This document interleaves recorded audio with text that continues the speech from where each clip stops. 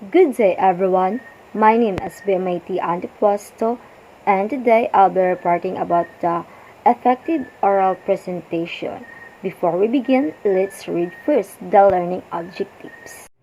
Understand the key components of an effective oral presentation. Number 2. Improve verbal delivery through clear and natural speaking. 3. Apply vocal techniques to emphasize meaning and impact. 4. Use visual cues, posture, gestures, and eye contact to engage the audience. 5. Enhance presentation with effective visual aids. So, meaning, diri ang presentation, mahibala nato diri ang saon pag-organize sa ato ang presentation. Then, diri na ito mahibalaan nga dili lang importante ang sulod sa imuhang presentation or report. So, importante po sa ano mo pag-deliver through your speaking. Okay. Introduction. In the workplace, whether you are an office executive or an administrative assistant, developing presentation skills is essential to climb the corporate ladder. Leaders make decisions based on persuasive presentation, according to Doyle and 2020. Meaning of this, having a good presentation is very important. Why? So this is the way to level up your presentation or career. So, for an example, okay, nag-report ka sa new project sa imong boss. Then, kung na-deliver nimo ni siya nga tama, then na-explain nimo ni siya nga maayo or tama gihapon, then plus na kay confident sa imong self, so mas dako siya possible nga ma-approve ang iyang i-present nga project. Another example of this is kanang mag-report ka, like for example, mag-report ka sa sa school, then kung tayo na deliver gihapon nimo ni siya nga good, so dako siya possible nga tagaan ka og dako nga points sa imong teacher no, kay kung maayo mong pag-deliver sa report. So, we have a 3 important components.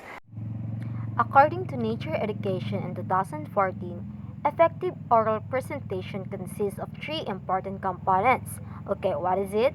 Number 1, verbal or what you say. Number 2, vocal, how you say it.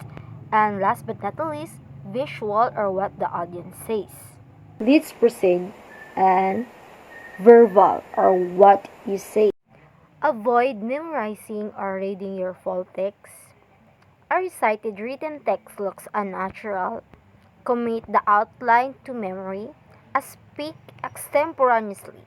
Meaning of this, no need to memorize word by word sa imong script, no? Kung mahimo, so katunay mong nahibalaan or katong key components or outline lang sa mga report ang imong i-discuss, katong mga importante, then speak naturally, then kini note kung mag-report ka, kung if you have mag-report ka, so dapat nahibalaan pud nimo imong gi-report, no, kailan kaayog.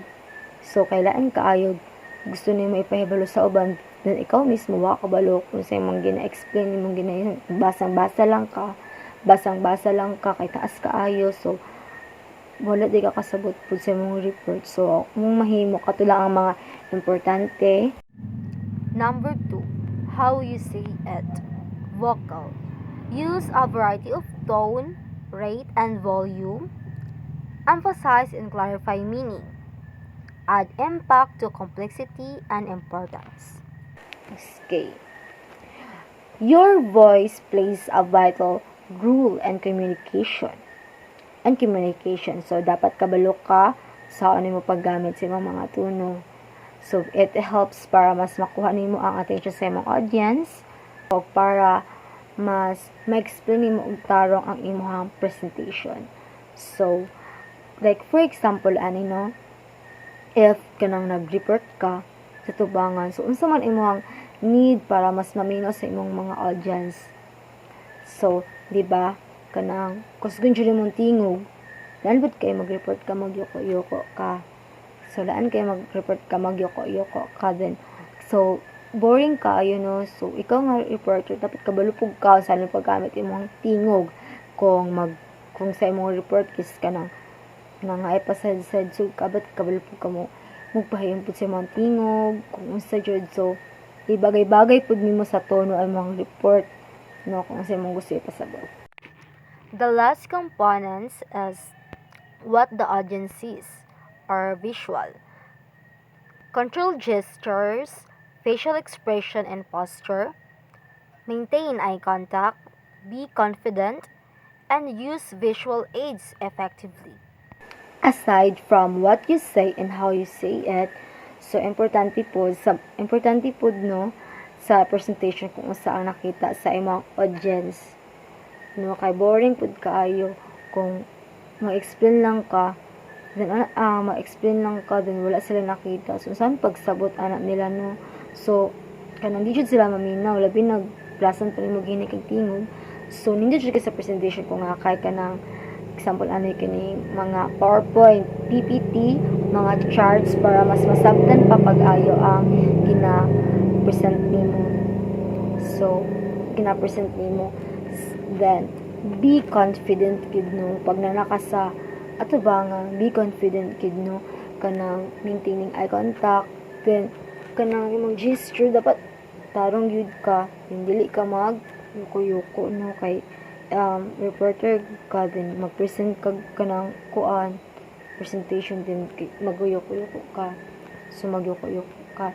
So be confident, trust yourself ng mga visual aids na for example sa mga PPT in charge.